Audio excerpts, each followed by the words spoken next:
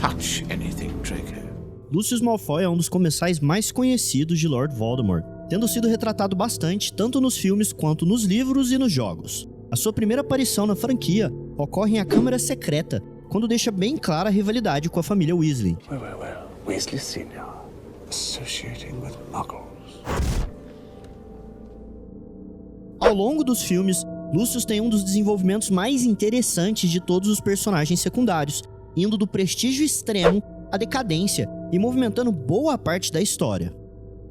Por sua derrocada, Lucius muitas vezes é visto pelos fãs como um dos comensais mais incompetentes ou fracassados e, em alguns casos, até mesmo como um bruxo não muito habilidoso, o que não é exatamente verdade.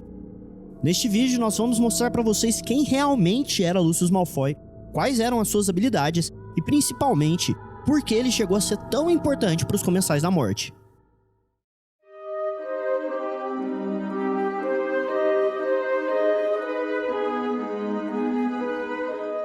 Ao contrário de vários membros do grupo de elite de Voldemort, Lucius tem uma história muito rica, cheia de informações que nos foram fornecidas ao longo desses mais de 20 anos da franquia.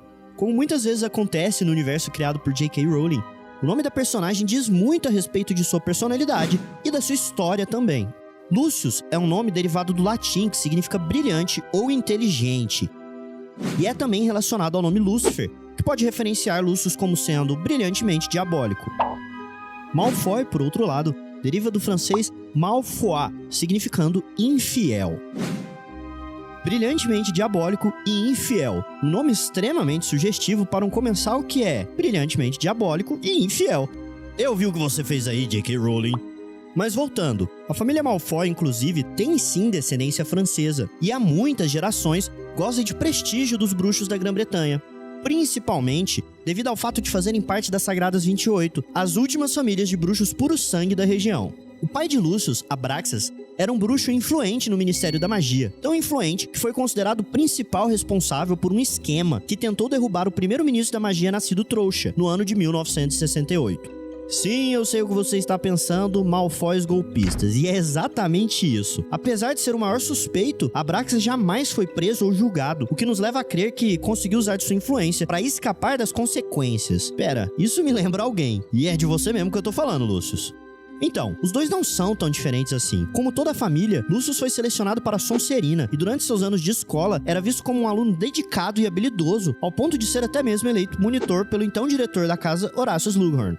Esse mesmo Slughorn que iria convidá-lo para o grupo de bruxos promissores e influentes que anualmente coordenava, conhecido como Clube do Slug. Em O Cálice de Fogo, Malfoy chega até mesmo a criticar as notas de seu filho Draco, o que pode nos levar a crer que se importava sim com seu desempenho intelectual e os estudos.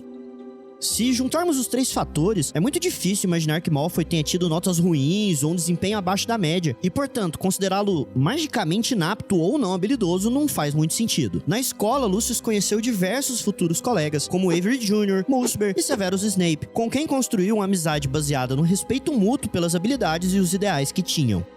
Foi em Hogwarts também que Lucius se envolveu com Narcissa Black, sua futura esposa e mãe de seu filho Draco. Esses laços que Lucius valorizava demonstravam claramente seu apreço à mentalidade purista que no futuro levaria a se alistar entre os soldados de Lord Voldemort. Na fase adulta, ele dedicaria suas horas vagas à família e às maquinações políticas que o tornariam um dos membros mais influentes do Conselho Diretivo de Hogwarts e não por acaso um dos principais comensais de Lord Voldemort.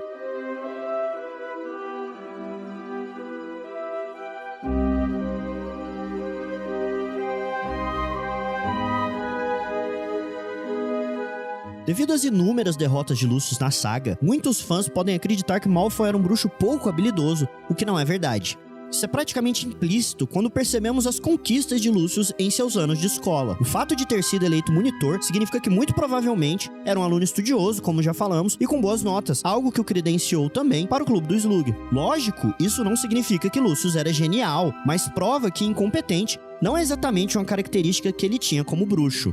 Contudo, o que essa pequena informação nos traz de mais importante é talvez a principal característica de Malfoy, a liderança. Mesmo em Hogwarts, Lucius já era um líder nato. Não somente o posto de monitor, mas a instância com a qual era visto por outros alunos, como Severus Snape, colocavam Malfoy como um modelo de bruxo puro-sangue, um modelo de Sonserino e, principalmente, um modelo de aristocrata. Em O Cálice de Fogo, após o seu retorno, Lord Voldemort direciona parte de seu discurso a Lucius, dizendo o seguinte: acredito que continue pronto para assumir a liderança de uma torturazinha de trouxas, Lucius. Confirmando que Malfoy havia sim liderado o ataque à Copa Mundial de Quadribol e também deixando implícito que Lucius era um dos líderes dos comensais, mesmo antes de sua queda, ao utilizar a palavra continua.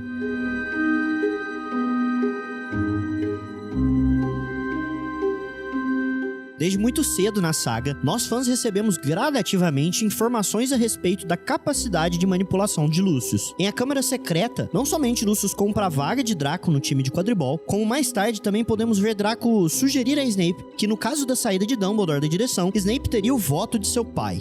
É durante esse mesmo ano que também recebemos frequentemente a informação de que Lucius tem advogado fortemente em prol da saída do diretor, demonstrando que a família tem muita influência nos bastidores de Hogwarts. Um ano mais tarde, os Malfoy conseguem, junto ao Ministério, a condenação de Bicuço, em mais um caso claríssimo de manipulação de Lucius. Essa influência ministerial continua a ser vista em O Cálice de Fogo, quando os Malfoy se sentam junto do então ministro da magia, Cornelius Fudge, durante a Copa Mundial de Quadribol.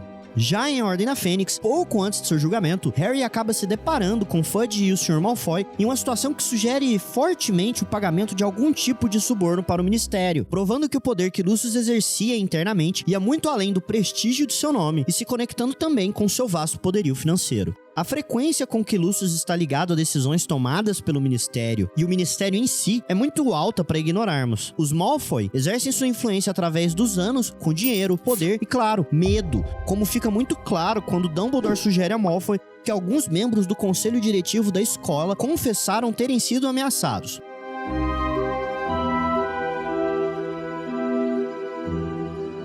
Essa habilidade de Lucius está ligada diretamente com seu poder de influência, mas não somente a ele. A capacidade que ele tem de manipular pessoas e de simular é imensa. Malfoy conseguiu ao longo dos anos equilibrar a sua vida dupla como comensal e membro prestigioso da sociedade e também conseguiu elaborar um plano para escapar das consequências da sua lealdade a Voldemort. Habilidoso com as palavras e ardiloso, como o próprio Lorde iria o descrever, Lucius era capaz de agir sem levantar suspeitas. E isso é muito importante. Os eventos de A Câmara Secreta só ocorrem porque Lucius é capaz de colocar o diário de Tom Riddle entre os pertences de Ginny sem que Arthur Weasley e os outros percebam, se utilizando de artifícios como conversa e gesticulação para mudar o foco do que está fazendo de verdade. Second-hand book. Em outro momento, Lucius escapa de ser condenado após o pagamento de propinas, ameaças e palavras sutis que convenceram o Ministério de sua inocência. Não era apenas o dinheiro que movimentava as ações de Malfoy, mas principalmente o seu skill social, a habilidade que tinha em ser elegante, refinado, polido e sutil, características que escondiam um psicopata violento e genocida, o livrando da suspeita de boa parte da comunidade bruxa.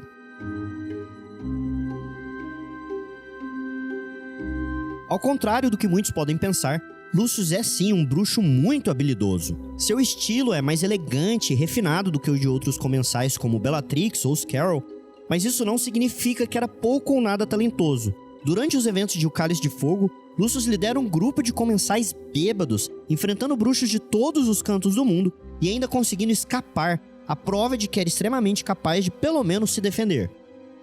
Une-se a essa passagem o ataque dos comensais ao Ministério em A Ordem da Fênix, e Lucius pode sim ser visto como um dos comensais mais habilidosos em termos de magia. Não apenas foi escolhido para liderar, como goza de respeito de comensais como Bellatrix, com quem ele bate de frente, a impedindo, por exemplo, de atacar Harry em um determinado momento.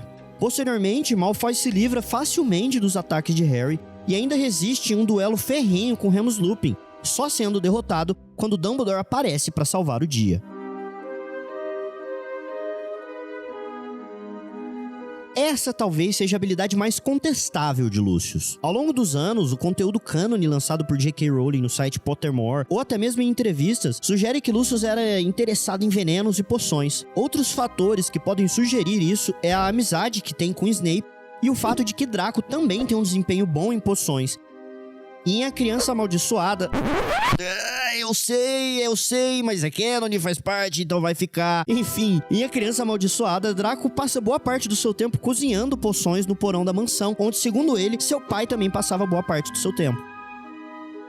Só que antes da gente continuar esse vídeo e explicar pra vocês a importância do Lucius como comensal, deixa aí o seu like, se inscreve no canal e ativa o sininho pra receber mais conteúdos como esse. Todas essas características que eu citei pra vocês agora há pouco tornam Lucius um bruxo fundamental pra Voldemort durante a Primeira Guerra Bruxa. Ele é habilidoso, inteligente, ardiloso e diabolicamente genial. É através da influência de Lucius e alguns outros bruxos dos quais falaremos no futuro que Voldemort consegue manipular o Ministério e manter suas atrocidades escondidas dos olhos da comunidade bruxa. É possível imaginar que com o dinheiro infindável dos Malfoy e sua influência, Voldemort tenha conseguido aprovar leis, liberar presos, modificar políticas, prever ataques e até organizar missões. As informações vindas do Ministério eram de extremo valor para o crescimento do Lorde das Trevas e seus comensais, e Lucius era um dos principais ativos nessa área.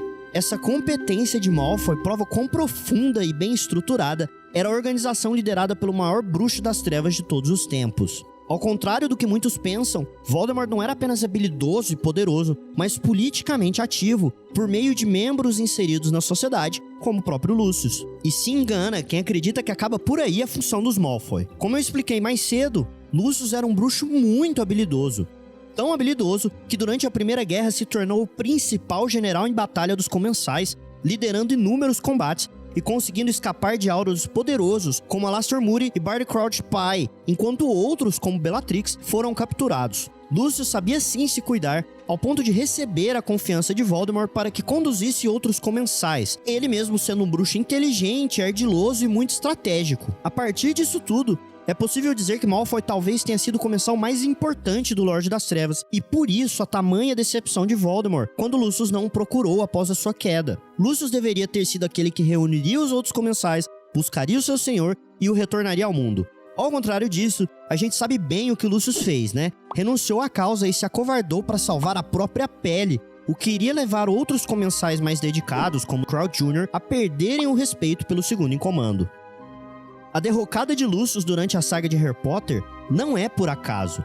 Não é só a respeito da incompetência de Lucius. Voldemort está claramente punindo Lucius após erros como renunciá-lo, perder o diário de Tom Riddle e deixar Harry escapar com a profecia.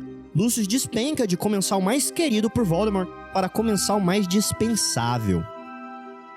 O mais interessante é que essa decadência de Lucius e a sua incompetência no desenrolar dos anos tem um único motivo: Draco Malfoy. Mas isso é um assunto para um outro vídeo, caso vocês queiram saber. Use aí os comentários para dar a opinião de vocês, se vocês concordam ou não, e até o próximo vídeo.